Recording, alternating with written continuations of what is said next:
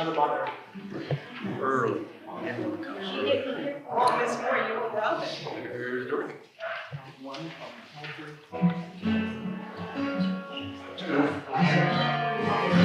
the email.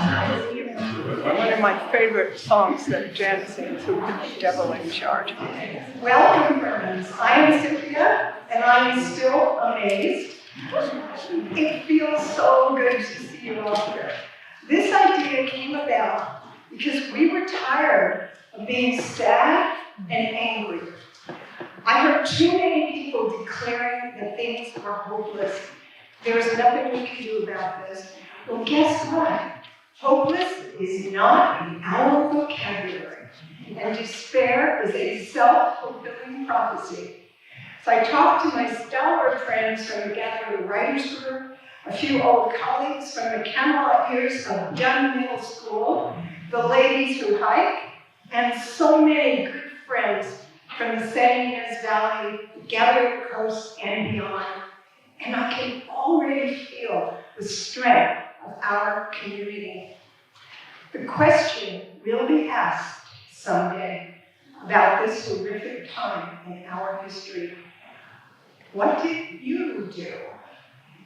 We have been called upon to rise. We'll build momentum with some heartfelt songs and words this evening. And our program begins with Jan Brown and Jim Brady.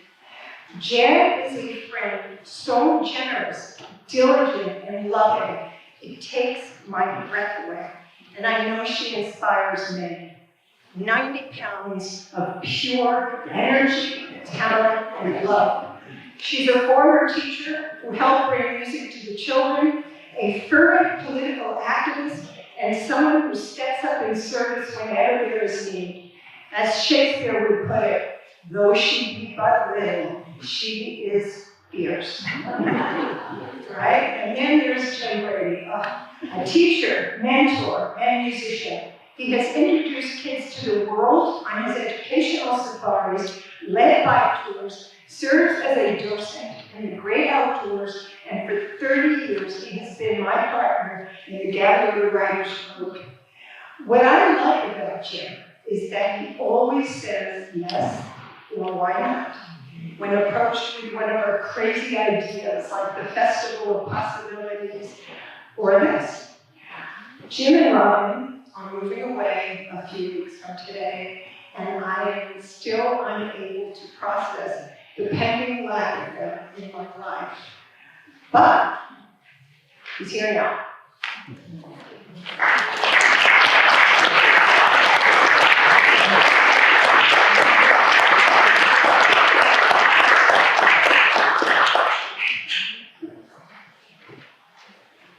Everybody, inhale. Exhale. That's good. 2 more times. Inhale. Exhale. Inhale. Exhale. I almost said ow like a coyote.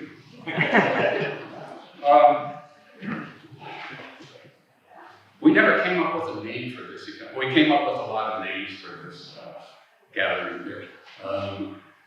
One of them was Resilience is Resistance. Picture a forest on a mountainside above the ocean. As it happens, a great fire burns through the trees. And then seasons later, a great wind comes off the sea.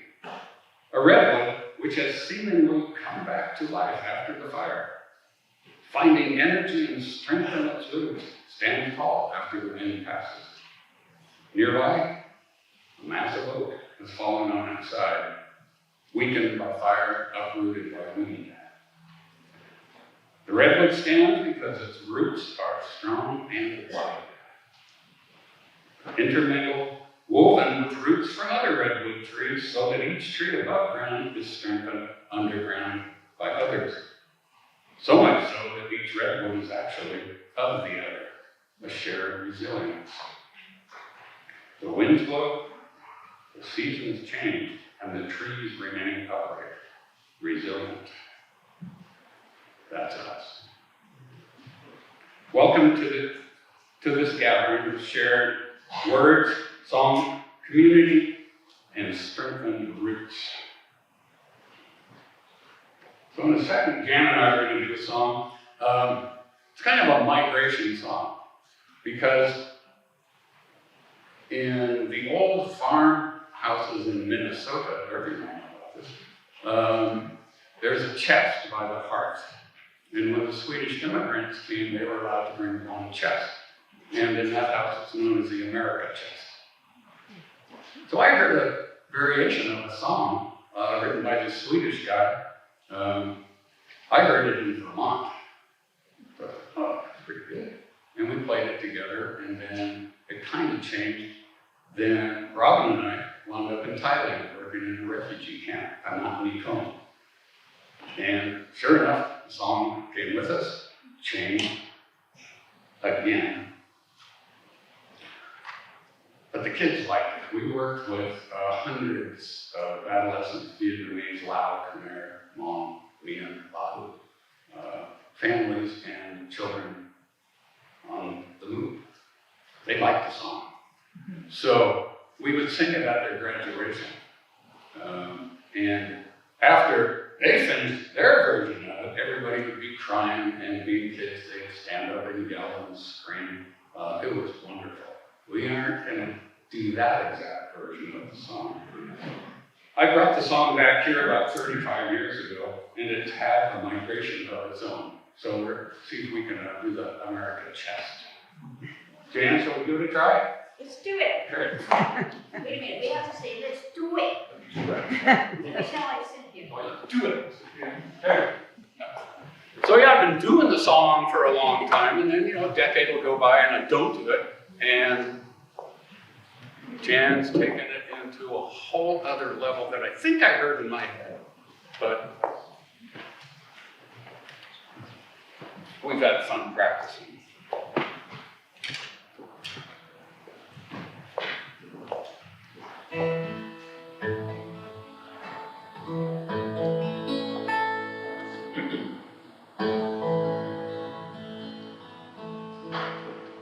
Pack up the American chest, for we are going away.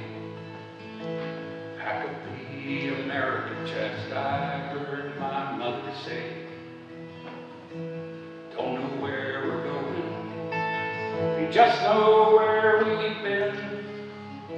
Say goodbye to this old land, we'll never be back here again.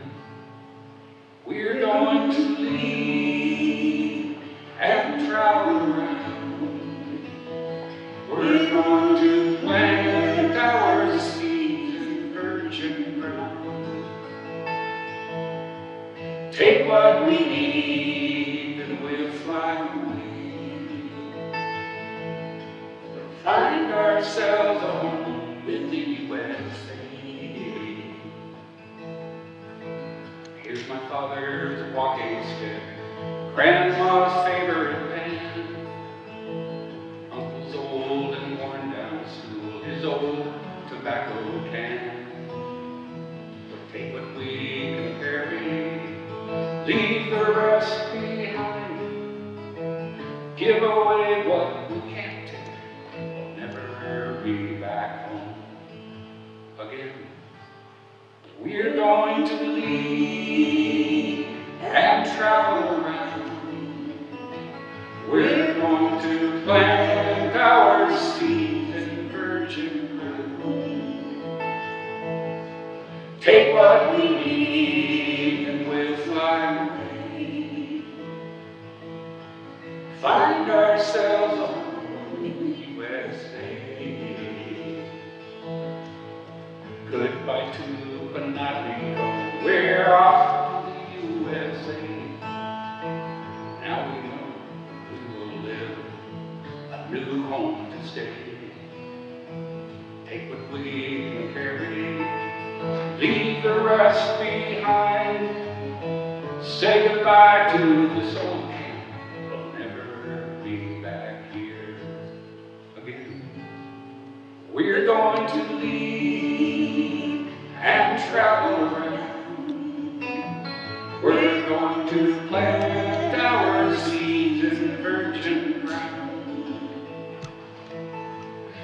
what we need and we'll fly away.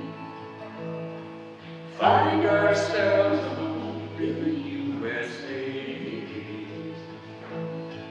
Take what we need and we'll fly away.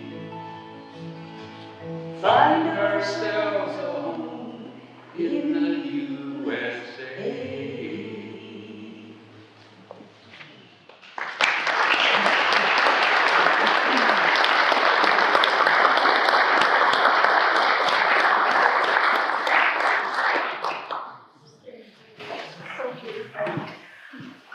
And now I'd like to introduce Jerry DePago. Jerry is a renowned screenwriter and author who has never forgotten the importance of local community. He generously shares his gifts through plays and storytelling, and if you have ever been to one of Jerry's shows, you know what I mean when I say this man is a local treasure. Jerry's father was one of many immigrants who came to our shores to make a better life.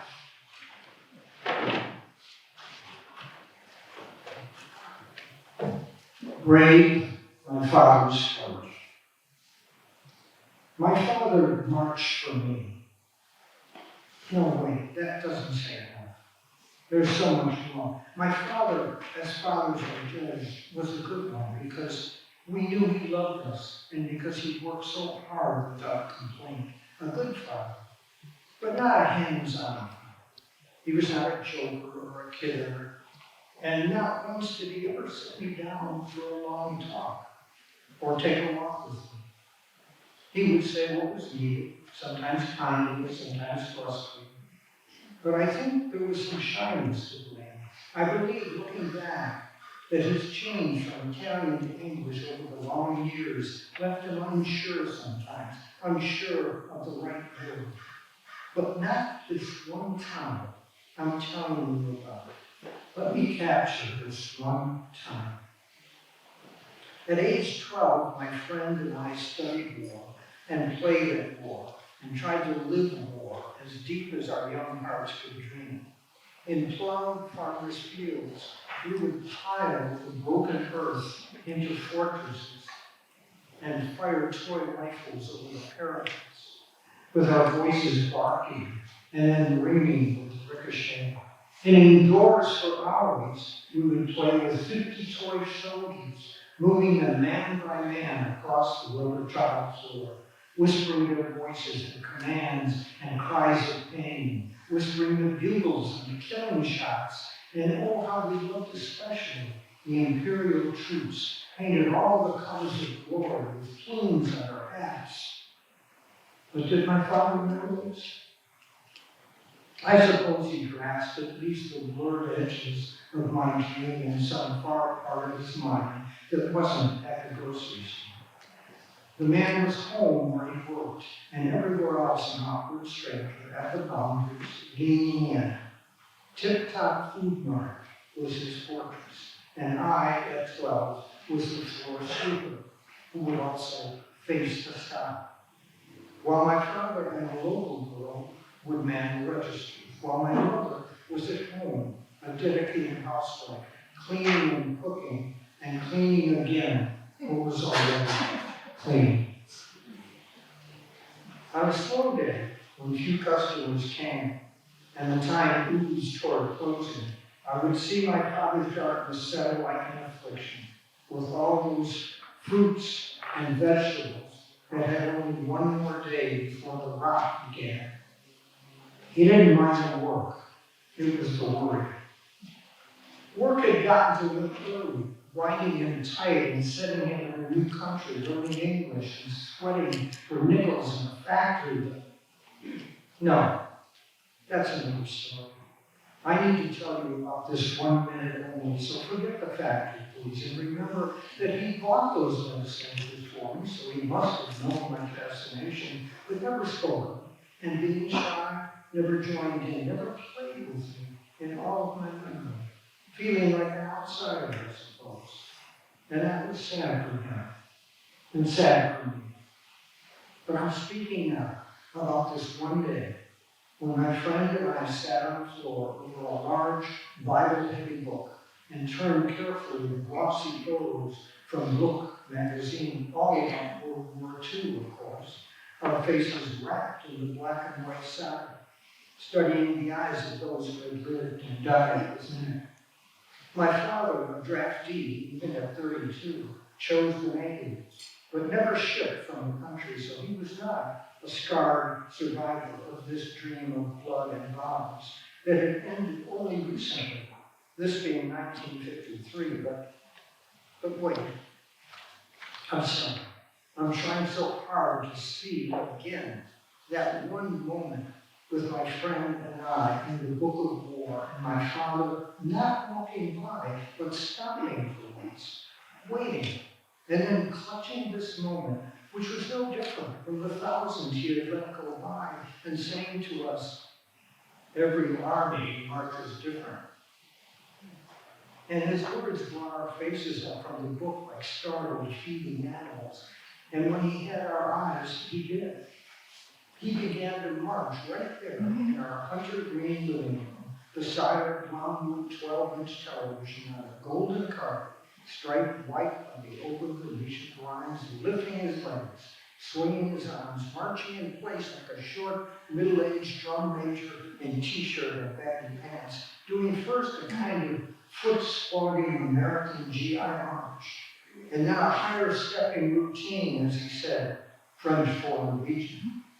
And I was staring and wondering why the green walls still stood, and the furniture did not fly and break on the floor and fall away in the face of this impossibility. Parading now is a jaunty Italian cardigan, and then a stern robotic German. And I was thinking, how does he know this? And why is he doing this? Feeling embarrassing for him, until he slowed and stopped and smiled shyly and walked away.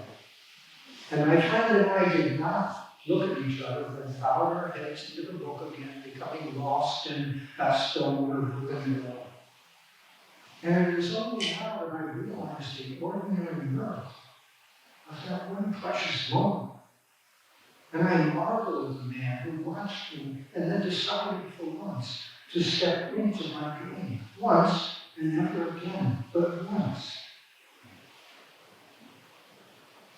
And I think, how brave my father's heart, the day he marched for me.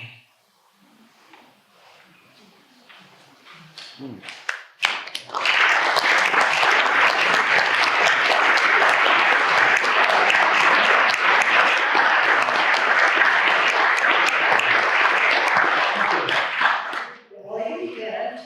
A spoken word would be complete without a poem from Dorothy Chardin, a well-loved teacher, artist, poet, and counselor. She inspires many with her insights and grace.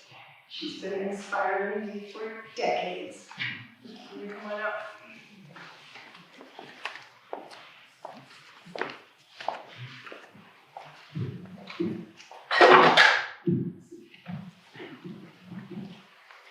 To be a bell, be empty, able to be lifted, swung, a vertical center that can sway and circle, alert the inside of solid, the mystery, the known. Etched bronze, swirled glass, thin silver, wrapped tin, finger-indented porcelain. Centuries of considered forms. Warning, gathering, waking us up. Now.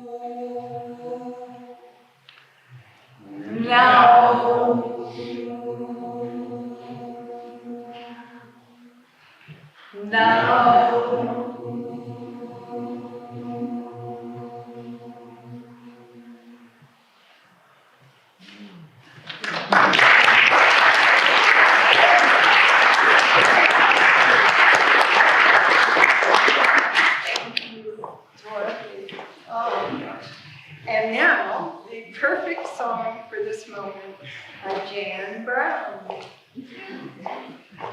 Rosie the Riveter was a symbol of American women who stepped up into the workforce during World War II. She represented that can-do spirit and made an important contribution to the war effort and to democracy. Today, you are the Rosies. You are the ones stepping up for democracy. You're marching, you're making calls, you're writing letters, you're attending town halls. I'm humbled by all that you do in defense of democracy. And this song, Rosie, is for you.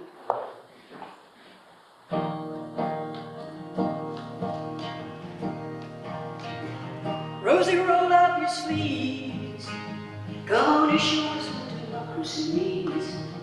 When the voices of few try to hijack your red, white, and blue. Now don't you throw up your hands when reproductive rights are banned and truth and justice refuse. Collective promises way overdue. Our promises made in the night. Faded right out of sight. And the shattered dreams, torn by political schemes, no broken promises, and shattered dreams. Promise to dreams and great achieve, promise to hopes and refugees. No more broken promises and shattered dreams. Rosie, raise up your voice, shout out, demand a choice. When the power of few try to hijack your one move, Rosie, you know what to do. It's just another deja vu. When your rights are attacked, you gotta step up and take them back. God promises they right. Faded right out of sight. And the shattered dreams, torn by the political schemes, no broken promises, and shattered dreams. Promise to dreams and refugee, promise to us and refugee. No more broken promises and shattered dreams. Yeah. No broken promises and shattered dreams.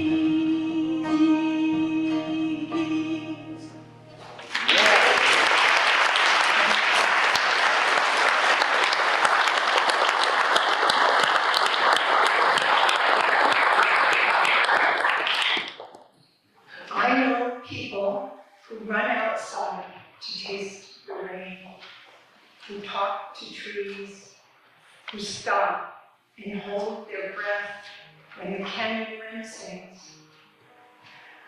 I know people who teach the children, who make art and plant seeds, who fix the pipes and mend the fences, who study the reasons and find the cures, who tend to the earth and one another. You know these people too. You are these people. And I know some powerful words.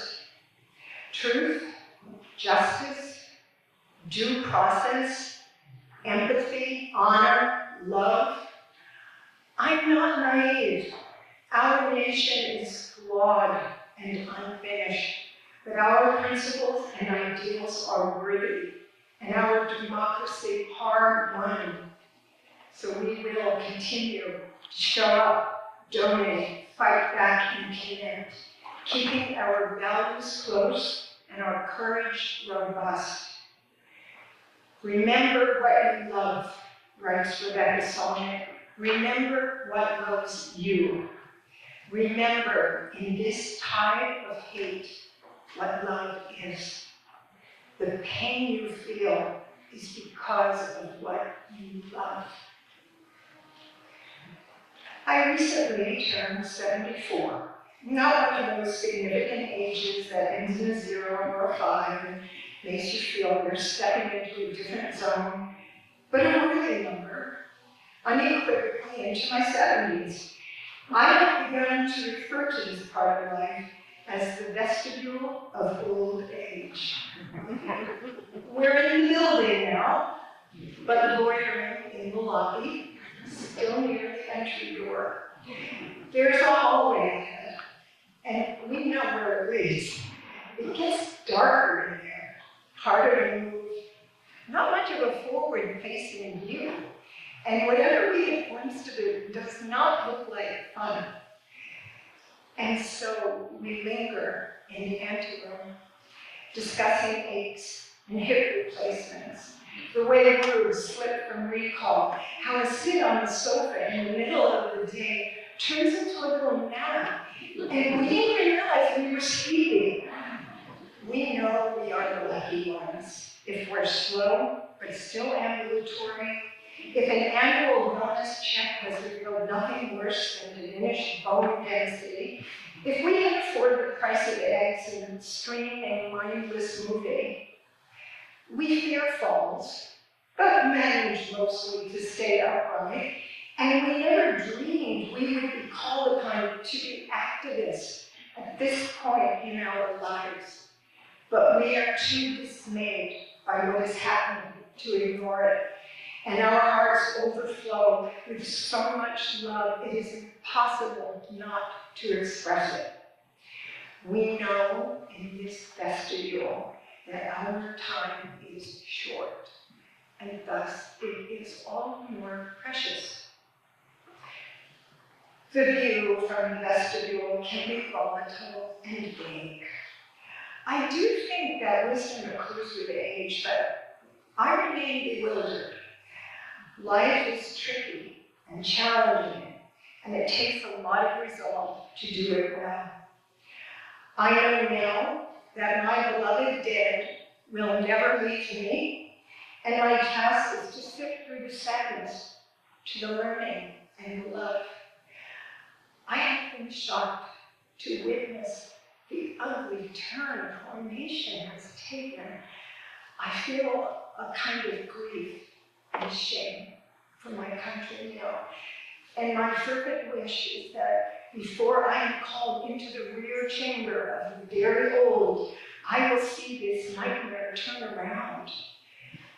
In the meantime, I also understand that beauty and wonder are meant to be savored, and laughter is vital, and it does not make things worse if you let yourself be happy now and then.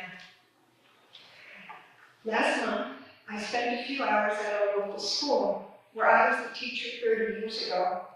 I sat in the very staff room where I used to eat lunch, and I met a team of new teachers, charmed by their enthusiasm and idealism.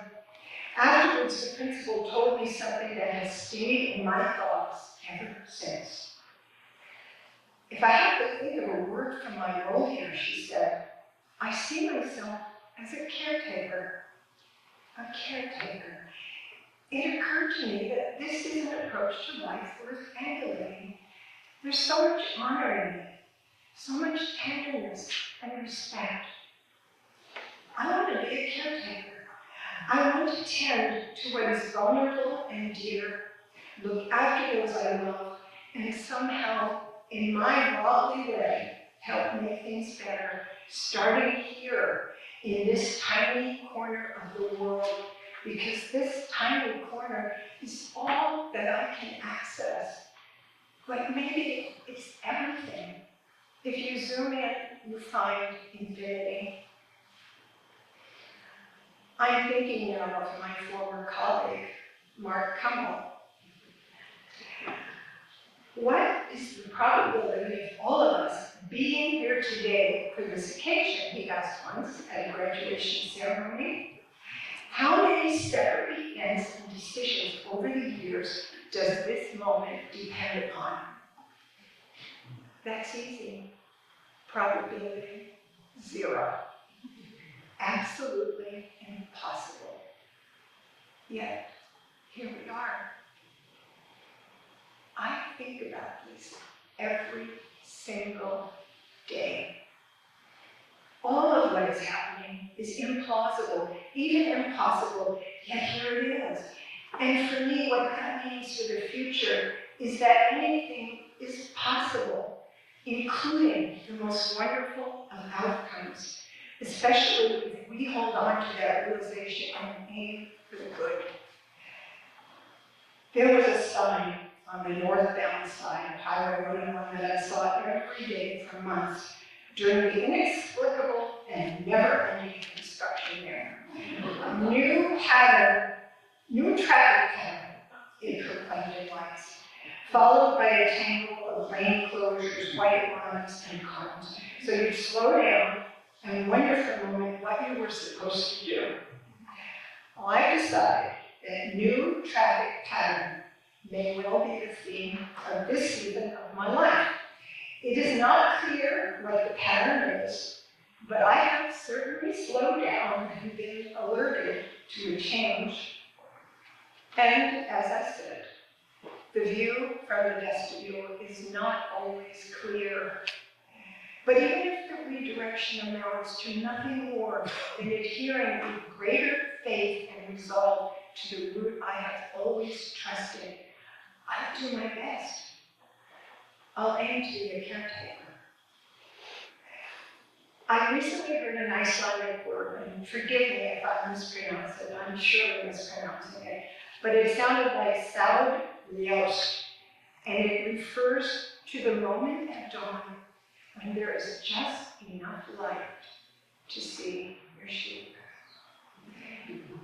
In this tender, shadowy time, let's keep doing what we do, following the thread, tending to one another, grateful for the gifts, not giving up. Let's keep all that matters close to our hearts and never lose sight of our sheep. The grace of the earth and community will replenish us, and we will stand up for what is right and will prevail. Our lives are imbued with meaning. Let us hereby resolve to love more fiercely than ever before, to live with a renewed intensity, to respond to this assault by being stronger, kinder, and more determined than we were. I wish I could show you, wrote the Persian poet Hafiz, when you are lonely or in darkness, the astonishing power of your own light. I can see that light now in all of us. And now,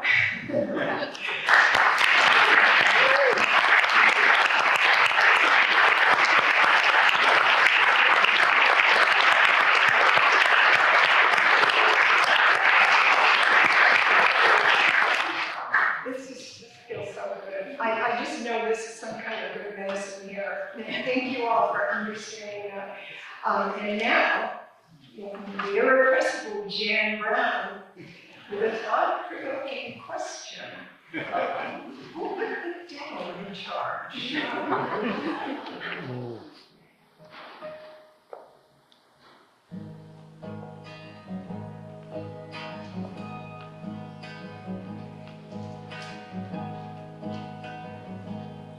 Who was the devil in charge? Who was the devil in charge? Prices were high, thought he'd get that deal. Who was the devil in charge? Who was the devil in charge? Prices were high, thought he'd get that deal. Now the kids are sick, they've taken your job, said you got the waste. You served your country faithfully. Now you wonder how you're gonna hang on. You put the devil in charge.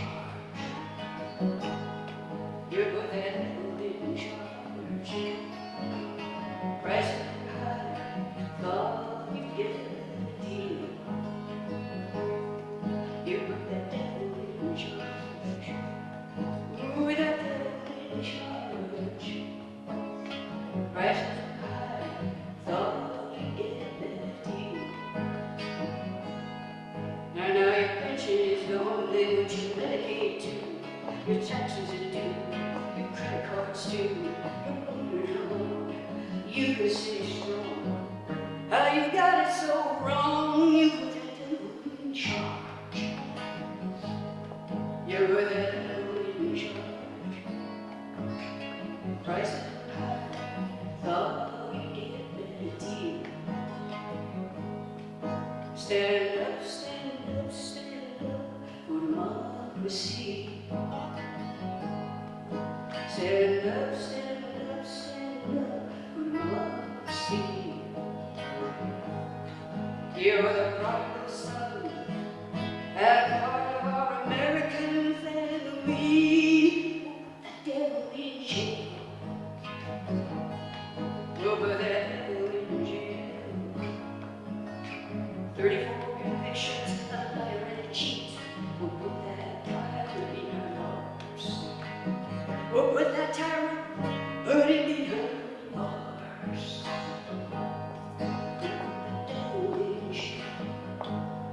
Work with that devil in jail. 34 convictions, a liar and a cheat. We'll put that tyrant behind bars. We'll put that tyrant hurting behind bars.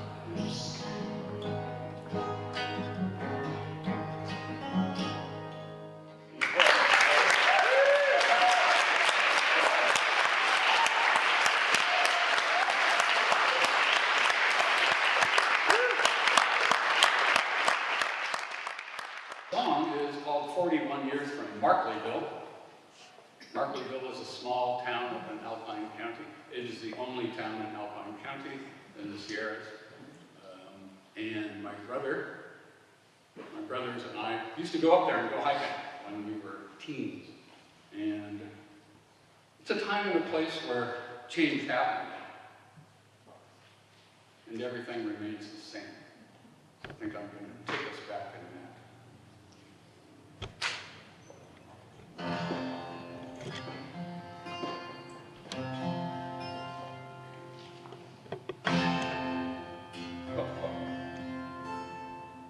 Hang on.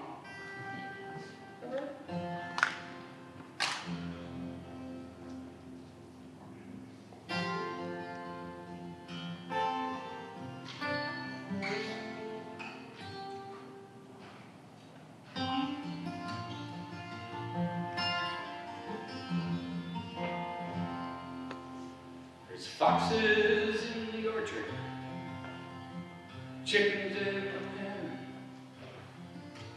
apples on the trees, and it's autumn again.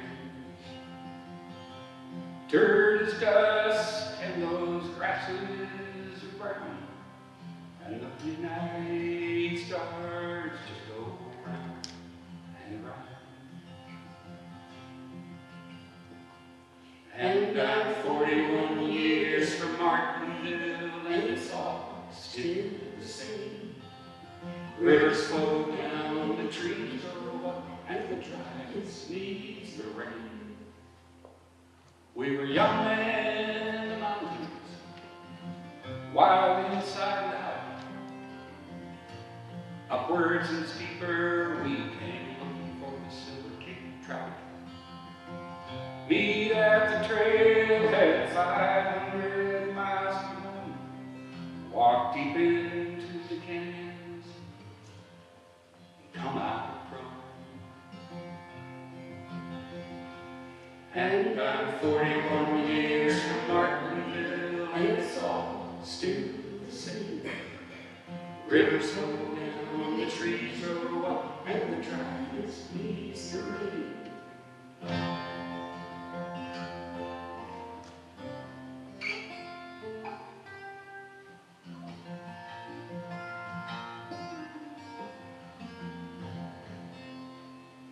Dark women at the fountain on a middle-earth dawn. Their laughing language lingers, oh, it's a long time gone. Hill tribe families and the forest moving on. It's a displaced sunrise, it's a refugee dawn. And I'm 41 years from Martinville, and it's all still the same. Rivers flow down, the trees grow up, and the grass leaves the rain. And I'm 41 years from Martinville, and it's all still the same. The children grow up, the elders lay down, and the dry leaves in the rain.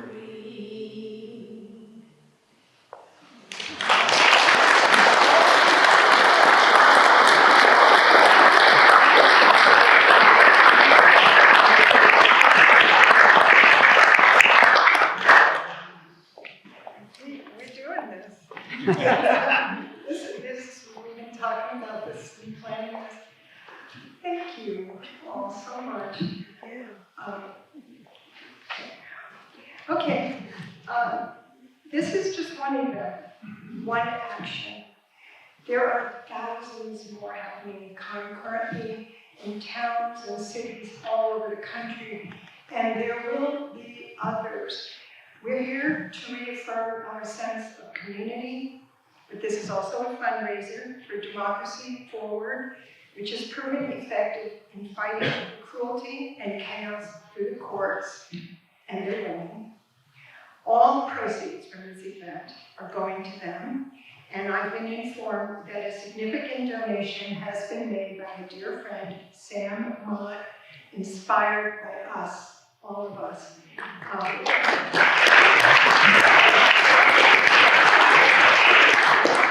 If you want to contribute more, please do on your way out with your phones or on their website at home.